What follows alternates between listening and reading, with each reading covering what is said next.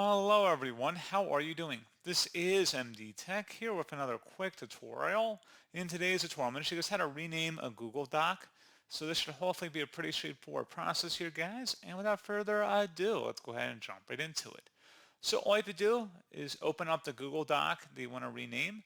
And then at the top, it should be a name in here, like a top header, right above the header. Just click inside there one time and it'll say something that says rename when you hover inside of here. Just double click on whatever the text is that makes up the title, and you can just tap the backspace key on your keyboard and you can type whatever you want and then just hit enter once you're done. And that's all you have to do. Something else you can try as well, if you just go back to the home page for Google Docs, you can go underneath your recent documents, right click on it and select rename, and then you can rename it here as well. So pretty straightforward process, guys. I do hope I was able to help you out, and I do look forward to catching you all in the next tutorial. Goodbye.